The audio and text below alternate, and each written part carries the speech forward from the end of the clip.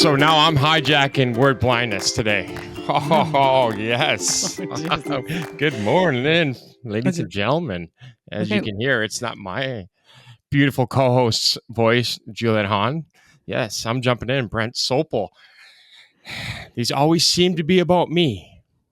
Now the roles are reversed. Juliet Hahn just got home from dropping off her son at college. And she's got more emotions than that hurricane that just went through Florida. So we're going to have a little mic drop on that. Juliet, that text message you sent me this morning, you have so much to unload.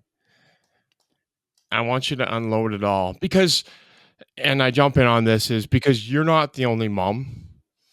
You're not the only wife. You're not the only woman that's going through this right now as we speak anywhere in the world. You're not going to be the last one. You're not the first one. But people need to hear what you're going through because this is bringing back your traumas. You're reliving yourself through your son, and you're trying to keep it off him in the worst of ways. But kids are way too smart. Am I wrong? No, but I do want to say you have to start with the opening. If you're This is our opening today because this is all. so we're not saying you. welcome to Nope. word blindness. Nope. Okay. This Okay. is it. This is me hijacked. What are they? I got Instagram for takeover for a day or whatever they call. Yeah. Okay. I love this. So I'm going to say, and this is really important because I know he is going to be fine. It has nothing to do with me being like, oh my God, he's not going to succeed and not be okay and figure things out. He always has. It is me missing him, like missing his presence. But as you said, it is taking me back to all of my traumas in college and getting there. And I didn't realize how much. I actually called my husband, Dan, on the way to yoga. And I said, hey, I just want to give you a little insight and maybe this will help. And he was like, oh, okay. I said, okay. So basically what I said to him was, I woke up this morning with like almost couldn't breathe anxiety. And I was like, what the fuck? And I was like, oh, it's first day of class for Montgomery. And I kind of chuckled to myself. But not really. But not really because I couldn't breathe. I literally couldn't breathe. And I was like, God, what is this? This is like crazy. I know he's going to be fine. And it's not that because I know there's parents that are going through it that are like, maybe a little bit more on the helicopter mom side and not saying that I don't, I haven't done that in the past. I do because of Montgomery's dyslexia. We have gone through a lot of stuff where I'm like, let me just help you with that. It's easier and I can show you instead of you stressing. He has figured so much stuff out on his own. Like I used to say when he was little, I could drop him off in New York City and he would come back with 3 friends and figure it out. I could take him on the train. I mean, he used to take the school. He used to take the train to school when he was in 3rd, 4th, 5th grade by himself. Like there's none of that I'm not worried he's not going to be able to navigate. Yeah. Go ahead. I know you had No, I was just going to add on that. Lila, my dyslexic one, I could drop her at the airport, Ohio airport in Chicago, 5 years old, and I'd drive away and I wouldn't for 1 second think she would make the flight. Totally. Now, my other kids, I literally had to walk them hand to hand till they're 18 to the gate. So they're brilliant in their own way. I just wanted to add that to your story. No, I love that because it's they do figure it out. So there's none of that. And I need to make that very clear. There's not that I'm like, oh my God, he's going to fail. He's not going to do it. He's going to fail 1,000,000,000% he's going to fail. He's going to fail multiple times. I've been there. We've been there. We all do. Doesn't matter if you're dyslexic or not. So let's make that a very clear point. We all fail and we need to learn more from our failures. So don't, this isn't a dyslexia thing or not. We all fail. Exactly. And you learn in your failures, right? I mean, and we've talked about it. Like, I'm never scared of failure because I know that there's something bigger and better on the other side that I just learned. And so the bigger sometimes the failure, even though it hurts like hell, I'm like, what comes out of that? I know you're going to say something. This is bullshit. This is not supposed to be about me. This is supposed to be you. You're trying to roll this back on me. I know what you're doing, unicorn. So I want to make that very clear. However, I did kind of deep dive as like today and going through the last couple months.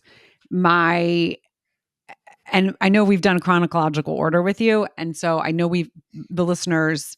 If you're a longtime listener, they've heard pieces of this. If you're new, you're going to get kind of the chronological order. So I was not diagnosed with dyslexia until later in life, and really until college and later. College. Um, However, That was, and just to preference, I was that freshman year of college. I can't remember. Okay, so but we are talking college. So Yeah, listeners that do know, so we're past high school. We always use a statistic: 80% of us never get diagnosed till after high school. So you're another, obviously you and I are both a part of that statistic. exactly. So, but there was understanding. We've talked about that. I had understanding in my house because my dad and my sister also learned like us, even though there wasn't like a label. It was like, okay, you guys are all a little, a little unique. Special. Yes. And now we even talk about my younger sister probably also is dyslexic and all the dysgraphic, but because she wasn't as worse off or as bad as my older sister and I were, she wasn't diagnosed. Really now I tell her, I'm like, I think you are. And she's like, 100% I am. And she has kids that are anyways. So, and this I'm going to go back for a second, but my younger sister also dropped her oldest off at University of Tennessee. He's also dyslexic, and so we got to do this together. I spent the weekend with her. We got Wow. to send all the stuff, which was all amazing. But her and Special, I, like, right? yeah, As fucked up as that sounds, yeah, it is special to do it because that's why we do the podcast, because you're not alone, right? But to be able to kind of walk in this journey together after what you guys gone through, what you're living through, it's kind of special that you do have that you're having hmm that together. As much, and again, the pain is never what we want it to be. But to have that pain and not alone, because what I say, being misunderstood every single day is the hardest thing. At least hmm you have somebody like her, obviously myself, who understands it all too familiarly. yeah. And you know what? It's really interesting. I have not talked to her about this, but I'm going to because she also there was a couple things that she said. She's like, "Oh my god, she played field hockey at Radford, which is a Division 1, and she's like, I remember having to go and drop a class and do this and then go because I was failing something, and I was like, wait, you were?" And so I have a feeling some of her stuff is also going back to that. But again, I knew that I was going back to some traumas, but I didn't until this morning, really like the anxiety that I had waking up and being like, oh my God, he's going into class. And I remember so vividly, and I don't remember again, if this was my freshman and sophomore year. So I'm going to go back. This is going to be kind of chronological. So I wasn't diagnosed until later, but my junior or senior year, I did get services in high school because I could not I was getting recruited by a number of schools for lacrosse and field hockey, and they were all Division 1, and I couldn't get my SATs up past a certain score. And back in the day, I'm not going to say the number because people were like, "Oh wow, that's really low." Yeah, it is.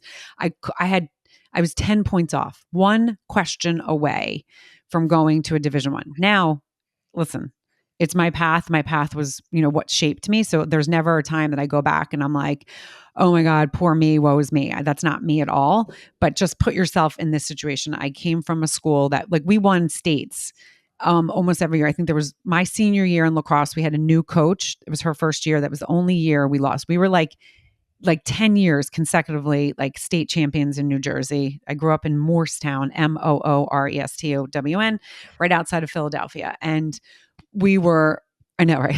That's like the Really, old Mississippi, MISSI. I know, right? Totally. So it was in South Jersey outside of Philly. We were a powerhouse. I mean, the girls' sports, we won states. People moved to the town. It was a wealthy, very sweet Quaker town. But it was intense. Now I look back, places that I've lived with my kids, it was not intense like where I've been at some points, but it was a pretty intense town. And most of my friends that were my core friends that were also my sports friends, they were all really strong in school. They were strong in school, strong in sports. And when it came to recruiting, I mean, I remember my sophomore year, Harvard sent me a letter for field hockey that they were interested in following me. Right. And I remember saying to my mom, I need to throw this I'm just out. Like, Harvard. yeah, I was like, Mom, I can't send them my grade. Wow. Like, I can't send them my grades. Like, and it was one of those things that was like, okay, now I know you can relate to this. Like, this is where I got my good feels was on the sports field. I was the fastest girl in elementary school. I was the fastest kid in elementary school. I used to beat all the boys. Like, I stood out. People knew that I was an athlete. I was always picked first for gym. Like, I really stood out in that segment. And I did not have to work at it. I probably could have been a lot better if I did work at it. I did not have to work at it. And so that is where I got a lot of my confidence because I was seen as, oh, okay, the athlete. But again, then I was also the dumb athlete when school really got hard and it was shown. So 10th grade, I'll never forget getting it in the mail and opening it up and being like, well, I can never go here. Like, there's not even like, everyone's like, that's so cool. Okay, yeah, it is cool, but no, it's not cool because I can never go here. Right. So that was like very realistic realizing, okay, I want to play in college because that's also a lot of people in my town did. So it was like, okay, I want to do that because that is something that like shows you're worthy, you're playing at the next level. Like, again, it's where I got my confidence because I sucked at everything else. And I was like, when am I going to go right into the working world? What am I going to do? I'm going to go to college, even though I hate it, but I'll play. And so that started it where it was like, okay, you're going to need some support. So I did get tested. I don't really remember. I think it was through the school and it was like, No. you have a reading, just, you're reading, you have processing. It is very minimal to get like untimed SATs. Now, so that was like then So junior, it senior. was that the only service that you did get, the untimed SATs? And I'm going to say this because I'm allowed, but I also went into the SPED room, the resource room, which I never was in it. I just was always in like the kind of the lower classes or just really, I had really low grade So point average. what did that mean again? Because as this kind of conversation came up with somebody last week, that means different things in different states and different. So what did that mean? Just for a full context. Yep. So in New Jersey, it was the resource room, which had a special ed teacher. His name was Mr. Rita. He was a nice man, but he had a very odd smell. Just going to leave it at that. So I didn't love that class. Now, I've been connected with a bunch of kids from that class and they're all like, wait, I didn't know you were dyslexic too, but I guess that makes sense that you were in the class. I didn't know a lot of them were in that. But again, they were a little bit more of either the troublemakers or the oddballs. They weren't a lot of athletes. I really was the only athlete that I can remember. And there was not a lot of girls that I can think of. I think there was girls that were younger that were in it. Because now I know over the years I've gotten people reach out and be like, "Oh my god," and we've talked about this where it was like, and we're going to have actually one of the kids that he's a police chief, a fire chief in Georgia. He's going to come on. We've always kind of stayed connected, and he was like, "Oh my god, I didn't realize, but now I guess it makes sense." That's why we always kind of got along, and he was a great kid. Go ahead. No, I was as I'm just listening. How many? As these conversations that you keep rehearsing, because you just said you've contacted a lot of the people that were in that resource room. How many of them? Oh, I didn't know you're dyslexic too. How many of those conversations Have we had? I've since the podcast has just come out. Let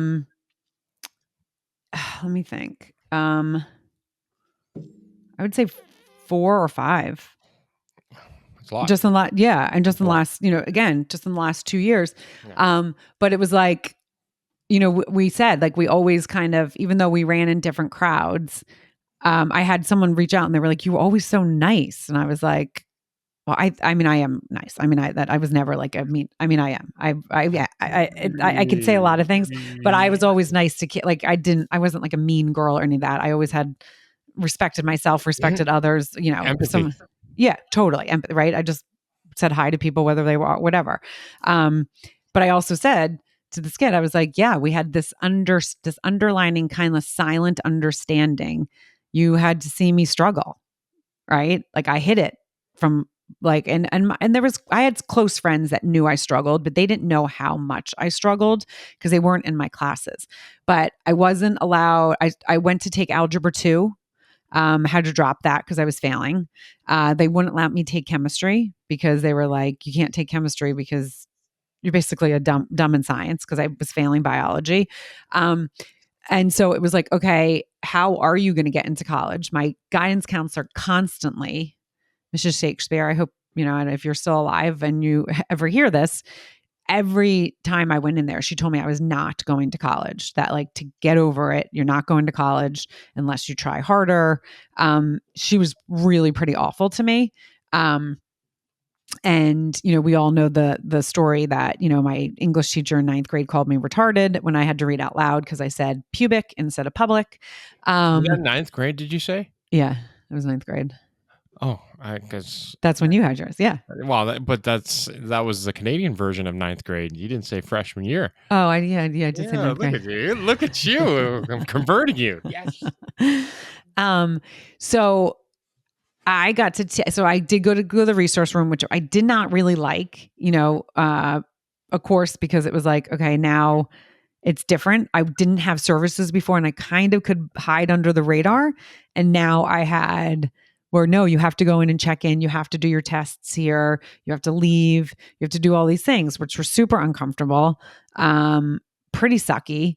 That was my junior year. And I also had like my high school boyfriend was older than me and he had left. So like junior year just was like and I had like I had good friends that were my year, but I was hanging out with my a bunch of the older girls who my friend Risa that just had the dogs, like we're still in touch. But so they all graduated. So it was also like I didn't have, again, a group of friends that was there. I did have my ninth grade, 10th grade, my girls that I grew up with that were that I played sports with that were also still really close with me. But it was just like this really awkward, uncomfortable feeling. And I do remember it was like, okay, people were getting recruited. I was getting recruited, but then I had to show my grades. And it was like, well, no, you have to get your grades up. I think you're probably going to have to go to junior college.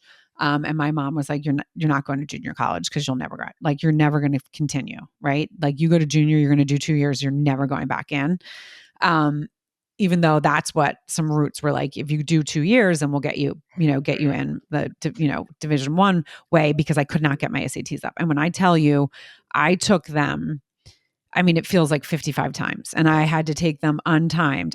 The first time I took it is the best score I got. And I got that score a number of times. I never could get 10 points more. I just needed one more question to be able to go to University of Maryland, because that was like my number school. So if you got one more question right, you would get 10 extra points. Because obviously, I've never taken them. I was never allowed to take them. There was no option for Brenton was dumb. Brenton was dumb. There was no college. Again, I was lucky enough back then for the hockey purposes. The route through college was maybe 5% ever made it. So it was really not even, I wasn't pushed on kind of like it was here. Thank goodness. So I never had to, so I know nothing about it. My kids have taken ACTs yesterday. I'm like, I don't know what it all means. So I just, for my clarification, that was all. 10 more points for one question.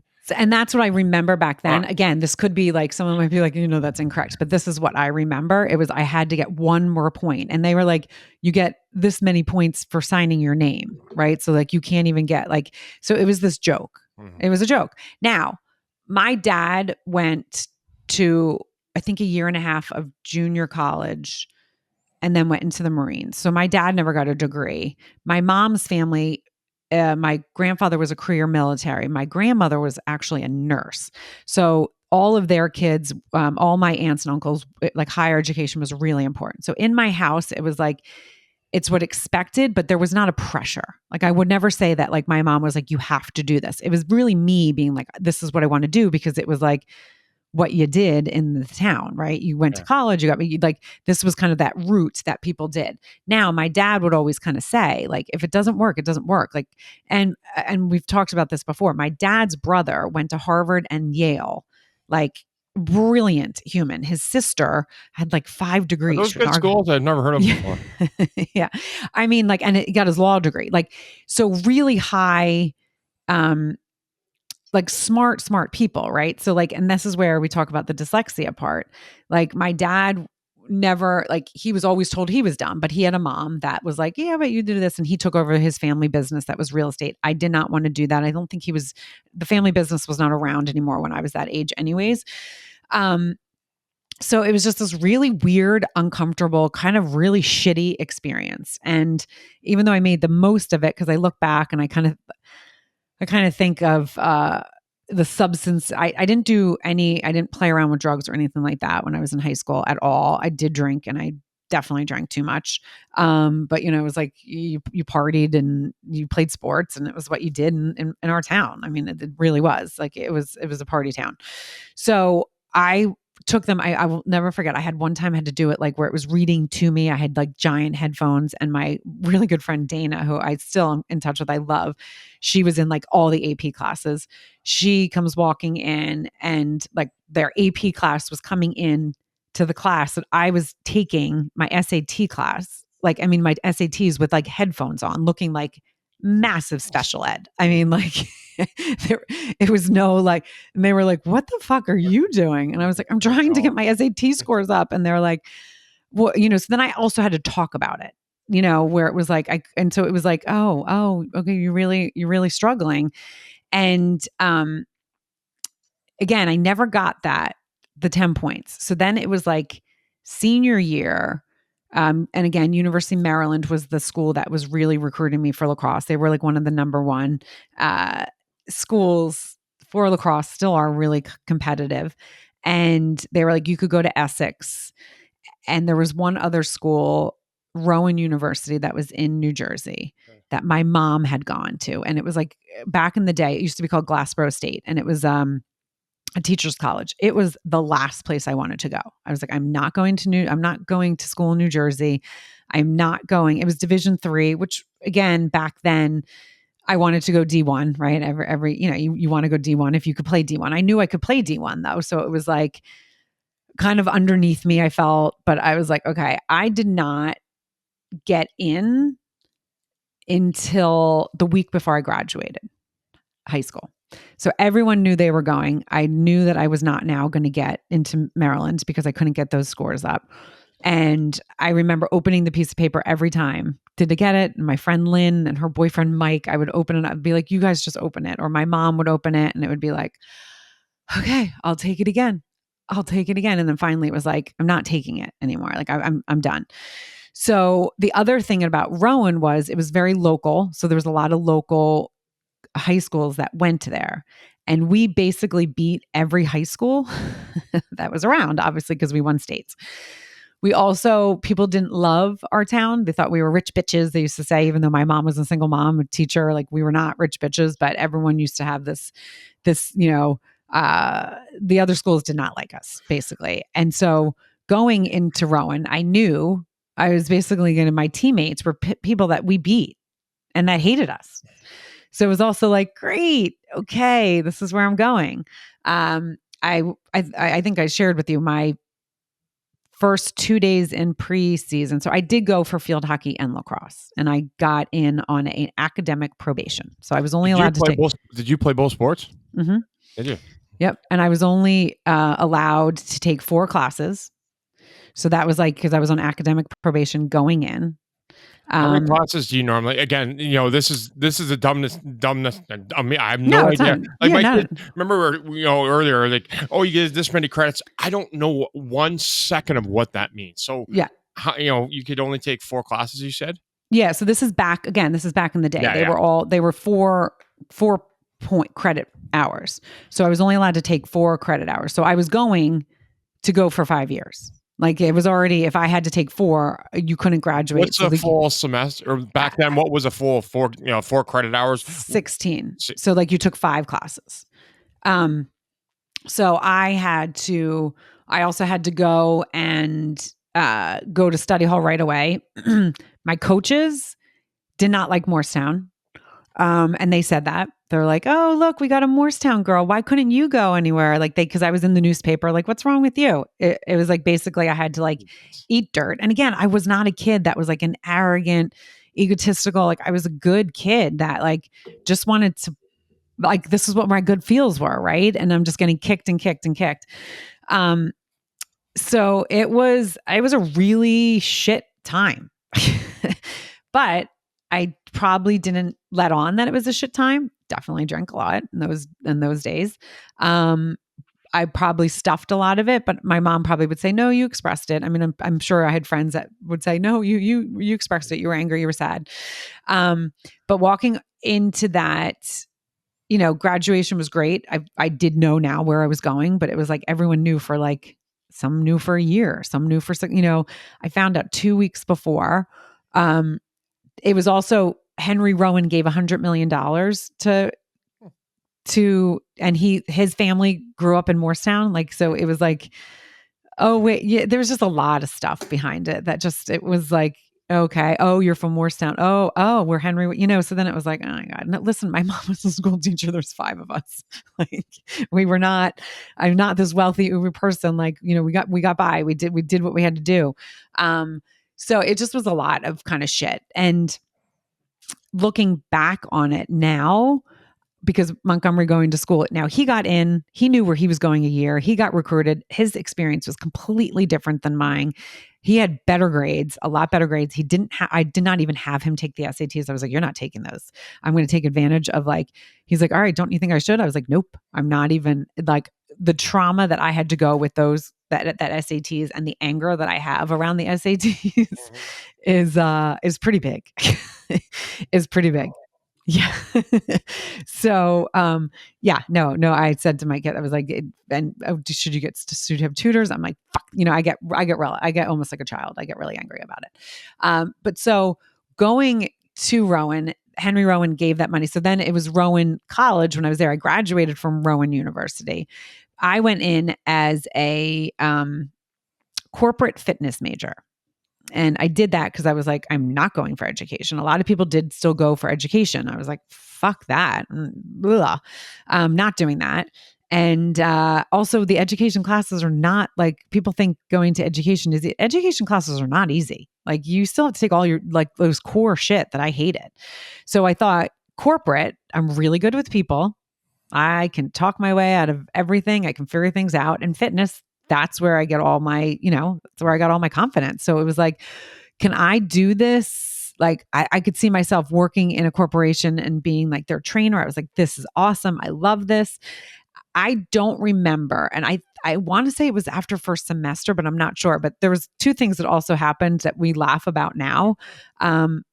Second day of preseason, my room, and I was not in my dorm because I was, if you remember, 2 weeks, like they didn't have a dorm for me. So like everything was up. Like everyone, I did find out my roommate, she was from Newark, New Jersey, which was a rough area, but I didn't care about that. But she also was an upperclassman, which was weird. I was like, why are they giving me an upperclassman? Like, that's just weird that aren't you supposed to be with freshmen? So whatever. There was a lot of stuff that didn't also make sense, but I was like, okay, I'm in somewhere. I'm excited. I'm going to get to play. The second day, our room, I was with one of my, actually was one of my suite mates, and then my apartment mates. I was at her wedding. Stacy, all of a sudden I'm like in her room sleeping, and some man breaks through the window, and I wake up staring at a man with like a gun in my room. Now again, I grew up in a very kind of not this kind of area, and I scream and I take my field hockey stick and I scream at him, and he runs out. And I wake Stacey up, and I was like, there's just a man in here. She's like, what are you talking about? But I had to like really wake her up. So that was 2 days in. Okay. So that was like, I remember calling my mom. She called her parents. Her parents like, oh my, we're coming to get you. She's like, no, the coaches did not give a shit. They're like, you guys got to run. I was like, okay, that was scary, but like, okay, we didn't get hurt. We're good. Right. Like that's an adventure. Shit. There was a 7-Eleven in the town that was armed robbered. And the guy obviously didn't know that college kids were in the dorms. So he was going to hide. Like, he wasn't going to kill anyone. Thank God. So then I get moved so then preseason, literally walk on. And the girls were like, which one of you guys are from Morristown? And I was like, oh, here we go. I was like, that's me. They're like, you fucking scored on me, you bitch. Like, I mean, it was like, It was not good. The upperclassmen were not nice. And again, I was not used to like people not being, and I was like, this is so bizarre. The coaches weren't nice. The one coach played against at Trenton State. Her teammate was my lacrosse coach my senior year, and they hated each other. And this assistant coach told me every day how much I reminded of her, and I had to do push-ups in the mud. She was like so mean to me. And it was like, okay, is this really what I want? This is really what I want. Okay.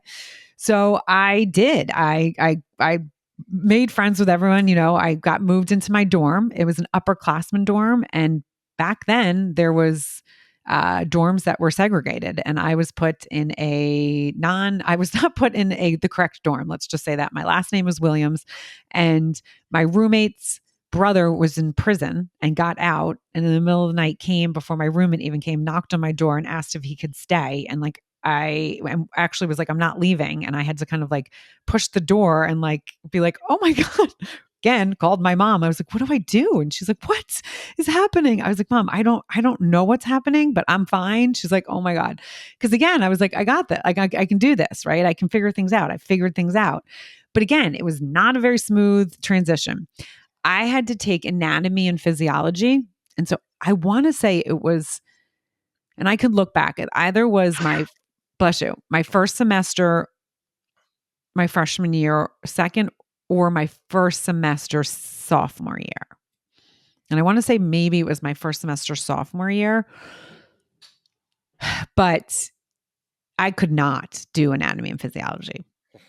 I mean, there was no, and at that same time, I tweaked my back in field hockey, and I was like, I mean, I, by the way, tried to drop out. My mom says like 35 times. Like I would call her every day and be like, I'm not fucking doing this. I can't, this is so hard. And I have one vivid memory. I don't really have the anatomy and physiology memory, but I do have the memory of going into, and I think it was probably my English class. It was one of the big like seminars, because Rowan was a big college. It was a medium college, but I wasn't in classes that had like 500 people and stuff like that. But I had one that had a lot, and I'm terrible with math, but it was like a full auditorium. There was a lot of people, and all I could hear, and I was like sitting in the back, and the teacher was, I couldn't see him, and all I could hear was the clock ticking, like tick, tick, tick. I could hear people knocking their pencils on the desk. I could hear people tapping their feet. I could not hear the professor at all. And I'm like supposed to be taking notes. And I was like, and then I'm counting red shirts. And I'll never forget, I literally counted all the red shirts. And then I was like, oh, I need to focus. What the fuck? Then I'm looking at the cute boys. And I'm like, all of a sudden class is over. And we had like, they were like, okay, this was a really important one. I hope you guys all got the notes. And I was like, look down at my paper. I couldn't take notes. I can't spell anything. I looked down. I was like, I don't even know what I wrote. What the fuck? And I just remember being like, how am I going to do this? How am I going to do this? And you know what? It was sophomore year because we were in an apartment. So I think we were allowed to move off of, and I was watching TV, and there was this doctor, and he was talking about attention deficit. And I was like, oh my God, I have attention deficit. What the fuck? Why hasn't anyone told me this? I called my mom, and I was like, Ma, I think I have ADHD. And she's like, 100% you have ADHD. And I was like, yeah, I can't do this. I cannot do the school thing. And so this was all, I want to say, right around the same time. It could have been like months apart. It could have been a year apart, whatever it was. But I went and I was put on meds. And I was diagnosed with, with everything. And it was like, oh my God, okay, this all kind of makes sense. But it was also like, now I'm just thrown back in with medicine. First one was Ritalin. First one was Ritalin. And I could feel it go in my body. I would become like a Energizer bunny. And then I could feel it leave. And my roommates were like, what the fuck? It had to have been my sophomore year because I knew them pretty well, but like, still just a year. And I was like, oh my God, I hate this. I could feel it. They're like, yeah, I could like, ugh, you're like a fucking crazy person. So then we changed, and I went on Adderall. And I want to say this is the same time as I tweaked my back and was like, I need to change my major. Like I cannot do corporate fitness.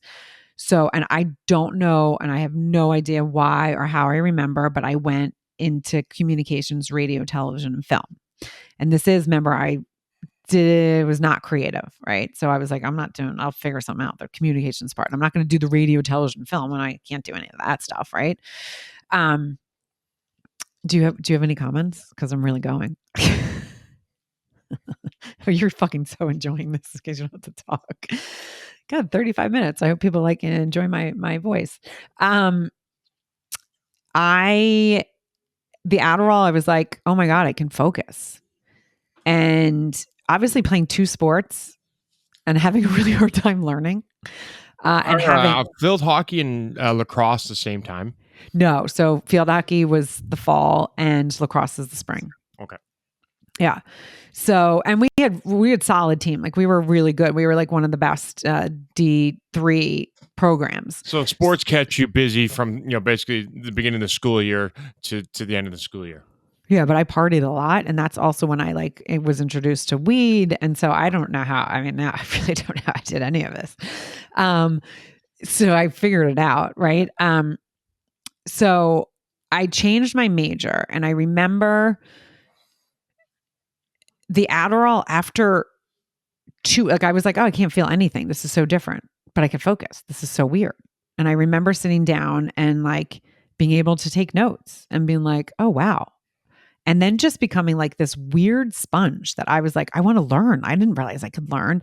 School, I started, like, my mom still is like, she'll be like, I never met it. She's like, I always knew you were 80. We didn't get you officially diagnosed, but you were like, I was this crazy spaz kid. I could not sit still in class. So like everyone knew it.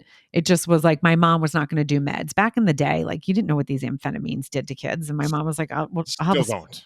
No. Right. Totally. Right.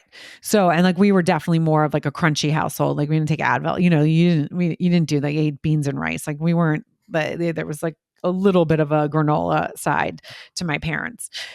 So it was like, that wasn't even an option. That's where you get it from. Yeah.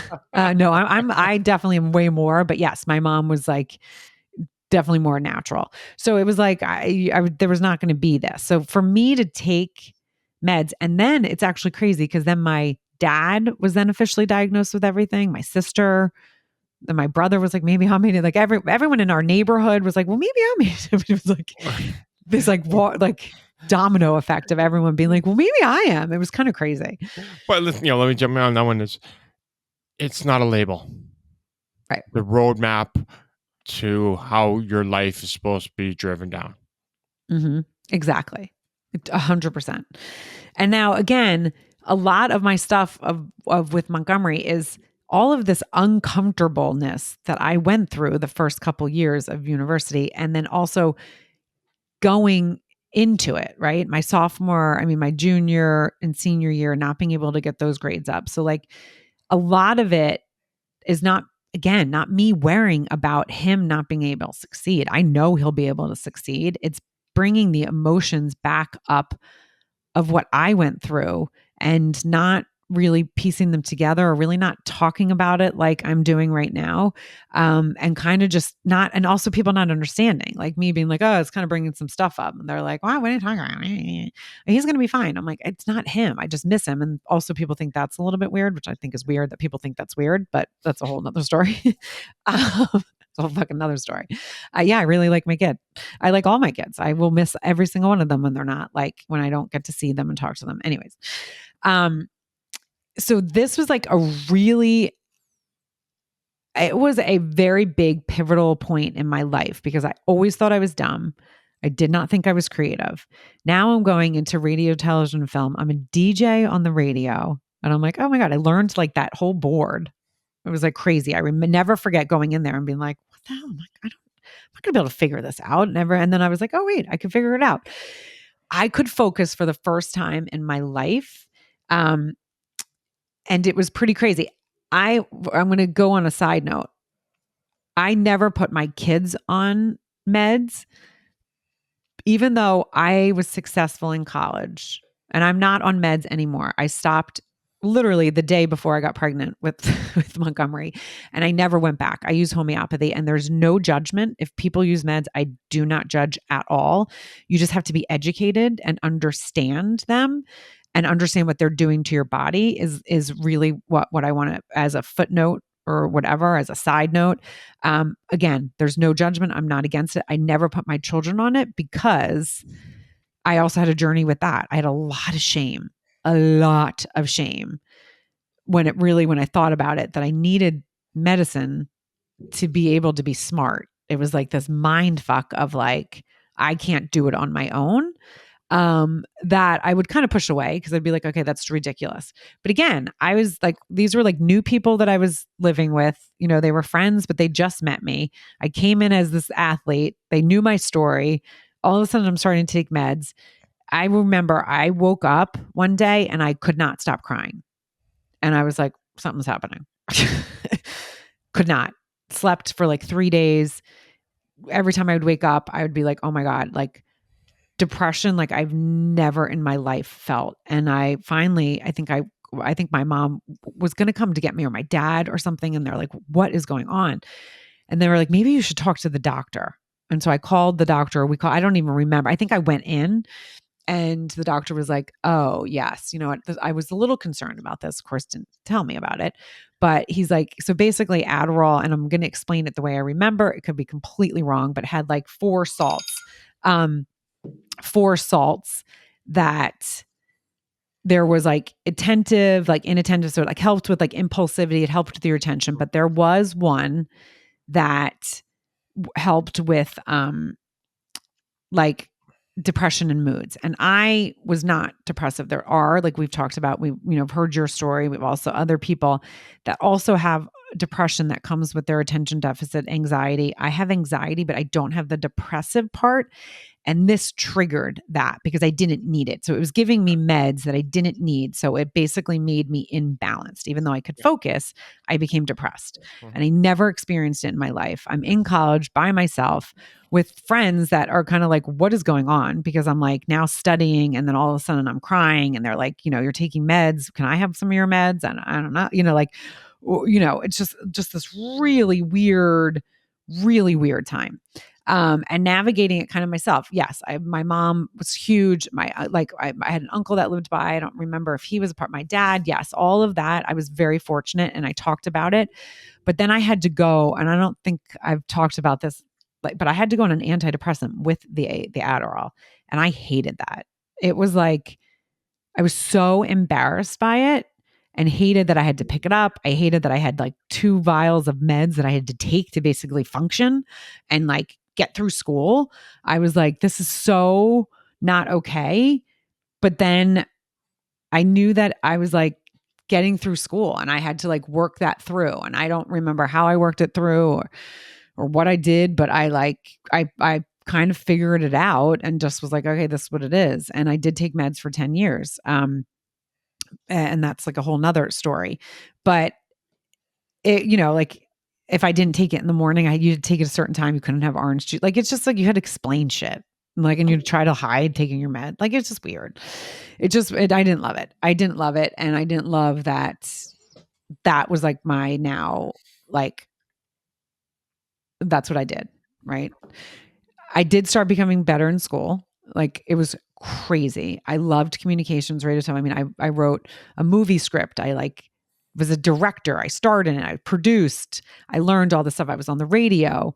I was meeting really interesting, very eclectic, creative people. Like, and mind you, I was always with the athletes. So like these were like smart, like creative, like just not the people that I ever really hung out with or really liked. And I shouldn't say like, but just weren't like my vibe.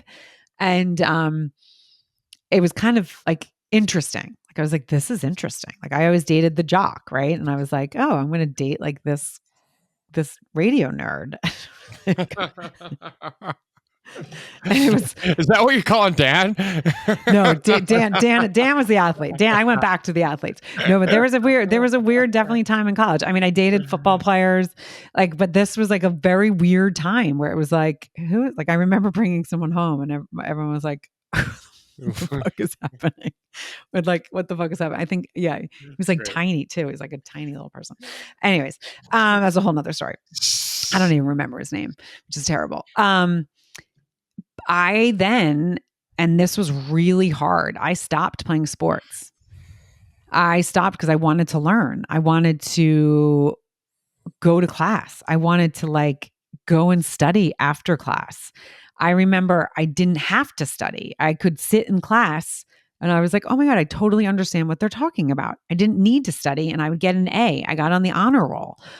It was this fucking mind fuckery of, and then I was like, is it the meds? Like, is it like, so I'm smart when I take medicine? Like, this is so weird. And it was what it was, right? It was what it was. But stopping playing sports, I remember I stopped. I want to say I stopped field hockey first.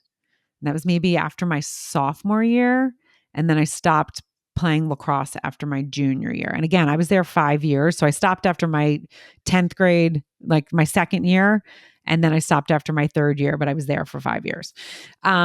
And my like group of friends kind of changed a little bit. I still had my roommates that played, but I remember them. I will never forget one time I was studying. I had books all around me, and four of the girls that were like older than me, that were the ones that were mean to me, like when I first came in, that then I became friends with.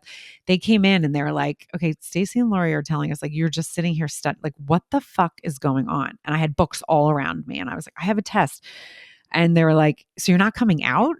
And I was like, no, because again, I was like fun, right? I like partied and I partied to like I was the last one. I partied. I was the, did the really dumb shit. Like you could tell Juliet to do anything and I did it. Like I would talk to anyone. I, flashed my boot. I was just crazy.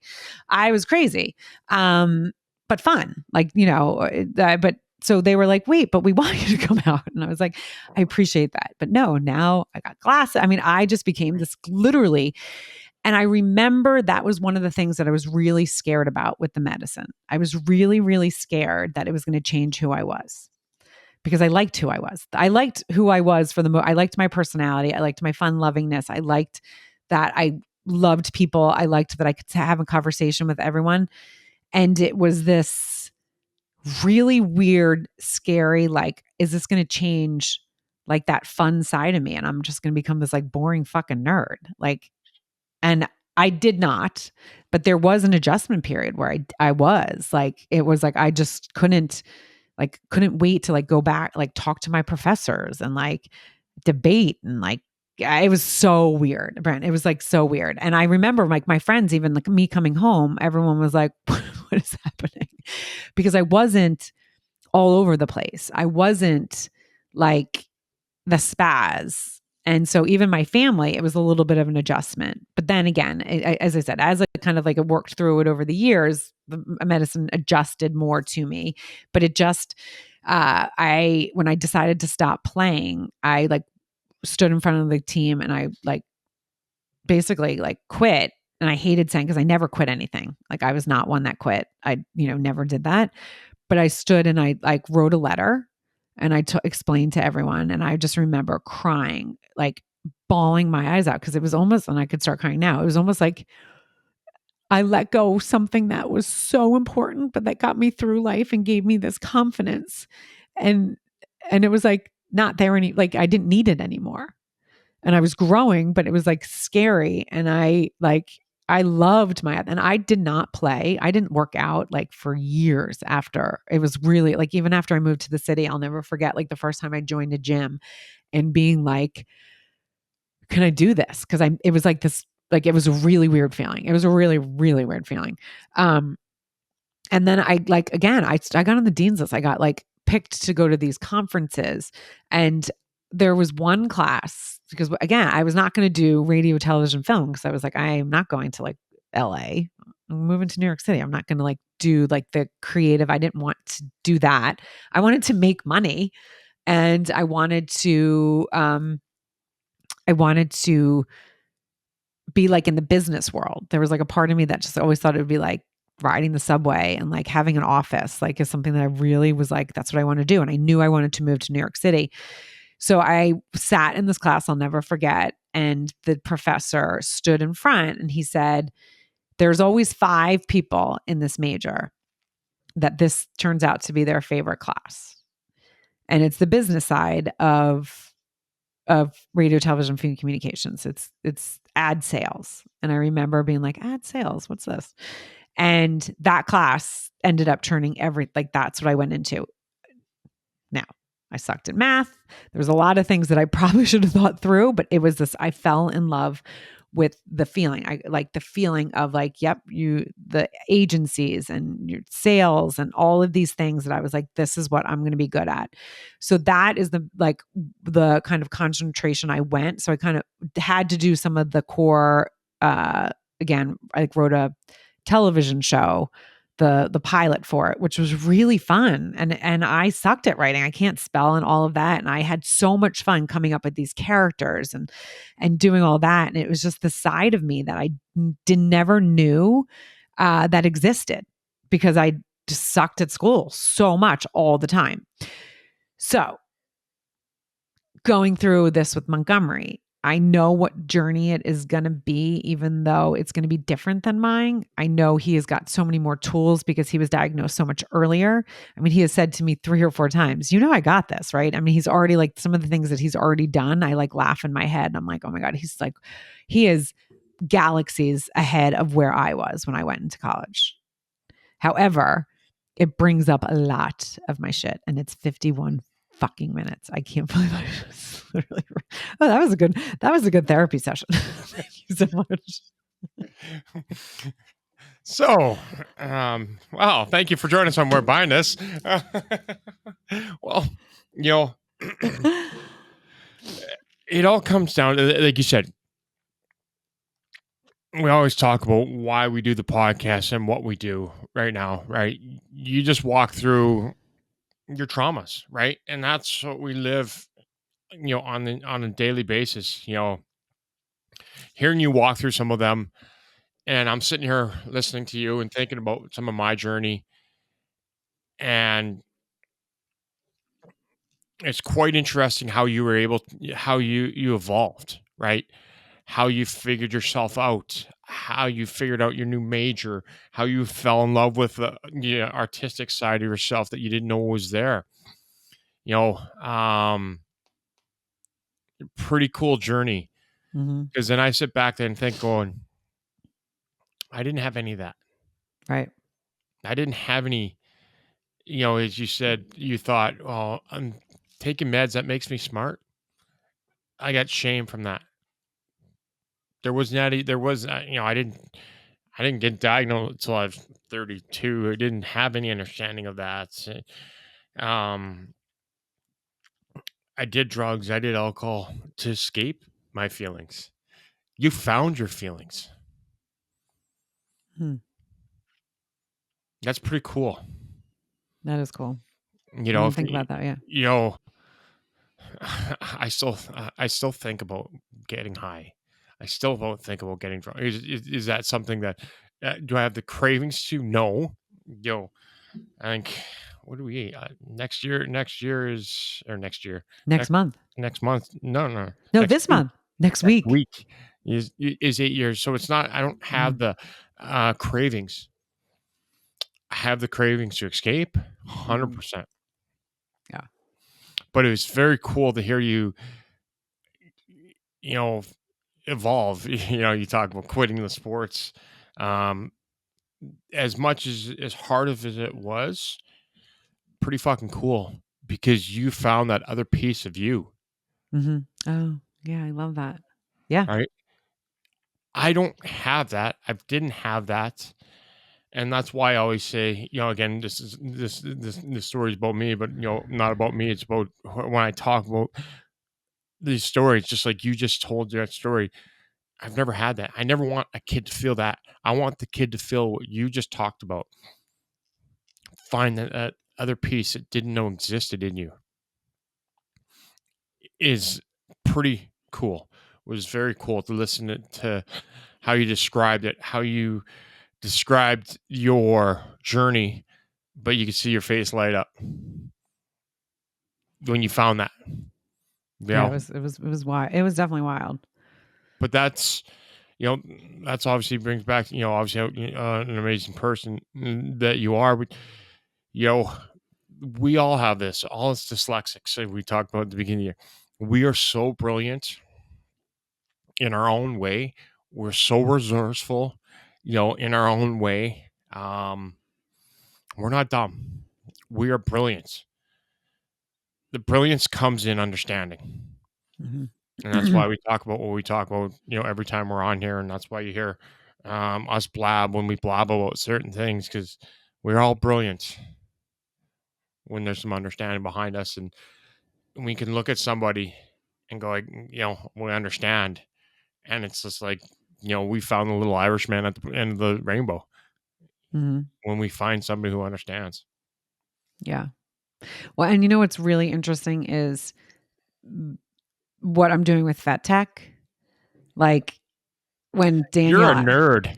Let's just well, call it out there. You no, are now you are a full blown nerd. I mean, you would think, but this is what's so crazy is that I have that science that I like, that I'm like, I was never like, I was told I was not allowed to take chemistry. They're like, she Oh, cannot take chemistry. And then the anatomy and physiology, right? That was the science that I was like, I can't, I hate science. I'm so bad at it, even though I wanted, like, I was the curious kid that loved science until I couldn't do it. And the fact that now I'm in that field, like, I know, what are you looking for? I was trying. Remember, I found my report card. Oh, yeah. Yeah, and that Yeah. earlier when you're speaking, I was trying to find it, but it talks about how you love that, right? And when you started talking about your grades, and that's what I was trying to find it. When we found my report card, I sent it to you. Yeah. Chemistry 30, biology 25, and you both think you and Elizabeth so said, "Oh, I thought you'd have higher marks in gym." It was like 70, Right. 75, right? Because I had to write tests. Oh, geez. That's no fun. Because I had to write tests. So, I was trying to find that because I was going to speak to it because you talked about the science side of things, how you weren't allowed to take the chemistry. I think my chemistry was like 25%. So, and that's why Yeah. it was, but it's a beautiful thing how you found yourself and how you found that other side of you. And we all have that in there, and we have all that ability to find it, if you have some understanding about what you are and have that support through that journey. And that's what Montgomery has. Montgomery has Mhm. that support. He's got more support than you ever had, than I ever had. Both of us together. Your mom, obviously there was a ton of understanding. So is he going to be fine? Absolutely. Oh, yeah. Is he gonna fall and skin his knee? Absolutely. Because every single one of us do. Anybody who says they live in the Desperate Housewives white picket fence is a full of shit. So let's life is not easy, no matter if Yeah. you're dyslexic, ADHD, autistic, whatever it is, normal, not normal, we call it whatever you want, as I like to say, retarded, like I am. What Life is not easy, but you're not alone through that journey. The more that you hide it, the more you stuff it, more you join the stuffathon, the worth it gets. 52 minutes of unstuffing. How do you feel? I feel good. I mean, I feel fine. And I mean, Fine. yeah, it's the anticipation of all of the stuff that he is going to go through. Like even just talking No, about it is like where let's makes my heart just and want me to throw don't, up because I'm like, oh, don't. You know, You're right, 100%. But his journey's not going to be anywhere near yeah, a- as worse as yours was. hmm, He has understanding. He has resources. He has love. He yeah, has help. Those are things that we didn't have. And yes, where we loved, yes. I'm not saying, and yeah. I'm not doing that. I know what you're saying. He has that. And that's why I always talk about diagnosis. That's going to be a t-shirt. It's not a label. It's a roadmap. Yeah, I love that. Right. So now moving forward, this is not on you. This is not on Montgomery.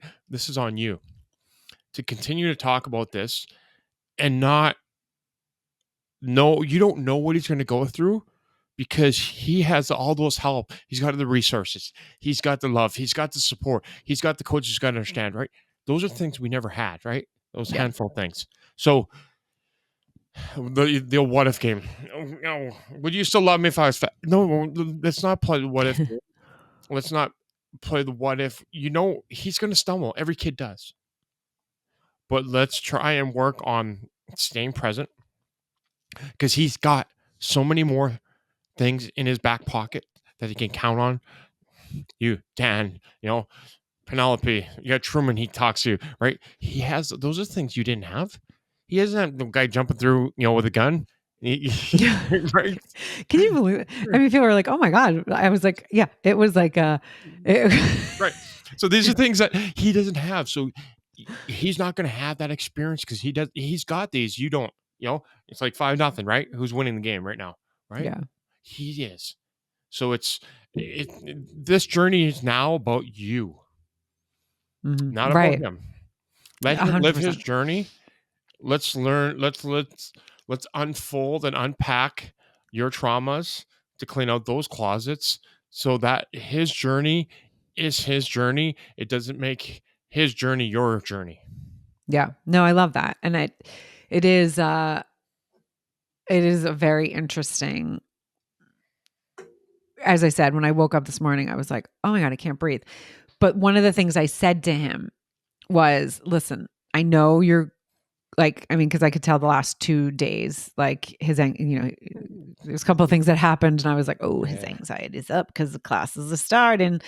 And I said to him, listen, I said, one thing that I want you to really think about is to go into class with an open mind, not going into class being like, I hate fucking school.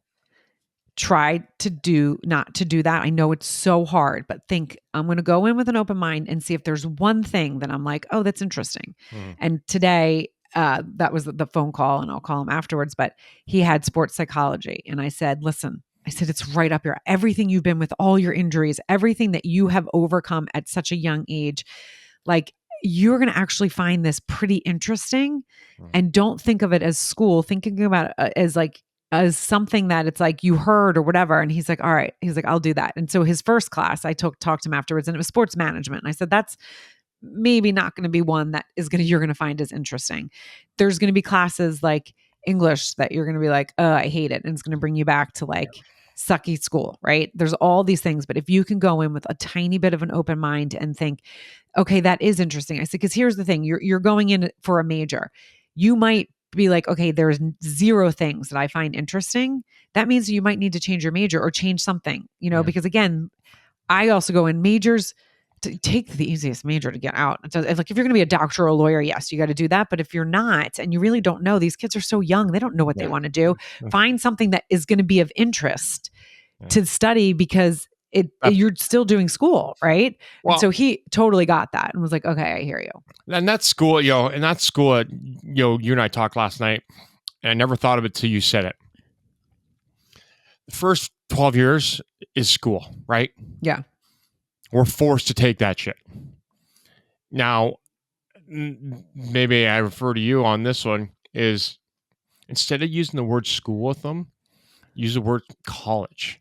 Right. Let's separate the two, right? Because now, as you just said, you can pick things you like and you find interesting. And I never thought about till you just said it, is I always wanted to be a psychologist and interview serial killers. Right. You're fascinated with the brain. I'm fascinated with the brain. How did you go from one to here? How did you go from here to here? So using the word school, and again, I never thought about this till yesterday. To you were mid sentence. All dyslexic parents. Kindergarten, grade 12 is school. We don't give a fuck about the grades. Let's just get us through. Right. But let's not use the same word as school in college, because it is a different journey. We can find things that we like, right? We can focus on things that let's find things that we like, right? Mm-hmm. Yeah. So true. Again, that was just me. My thought as I was hearing you speak yesterday is, okay, because as soon as you hear the word school, Yeah, you're like you start sweating, right? You're Right. like, So oh. so let's not you again, this is just you do whatever, this is your son, but it just brings up as soon as that word is said, like walking in. I remember Julie's birthday. She's turning 2, and Elizabeth got was it her? No, Peter, like a cooking set, and I had to go to a Like, store, one of those the school stores, and I yeah. walked in there like, fuck no, like just walking into there. So the less we bring up those words, again on my side of it, the less we bring up the word school for Montgomery and make it a Mhm. different journey and not kind of bring it back to that journey, might make it more of an easier blossoming journey. No, I totally hear you, and I love that. And I think we could go on, but since I took 58 minutes or 54 minutes And you of get to basic, close it out the way you do. yes. So thank you for listening to this therapy session on word blindness, dyslexia exposed. You guys, you know what to do: like, rate, review, and share. Because again, you don't know who's going through what any of us are going through, but the fact that I can be so present in this is, and I was just saying to Dan, like, because of doing the work that Brent, you and I have been doing for the last year and a half or whatever it is making me more aware, even though I've always been okay with my traumas and be like, okay, I'm working through. I never got deeper into it. So like all of these years of school and all of the times I'm aware, oh, it's because school's starting, but I never did the work in there. I just kind of acknowledged it and stuffed it, right? Not all the way down, kind of just had it there. This I need to do a lot of work on because I can't do this like my other two going to college as well. Like I can't do this. And so I need to do some extra work on this. And you don't know who, and in your life with any kind of their traumas, anything, again, small, big, whatever you think, it doesn't matter when it's theirs. Someone might be like, oh, that's not really that big of a deal, my stuff. But if you struggled or have been there, like you can feel it. And I know like Brent even was anxious as I was talking because it's like, oh God, I don't like any of these feelings. And so this is why it's important to rate, review, and share this episode. And thank you, Brent, for listening and being the psychologist today. We'll see you guys next week.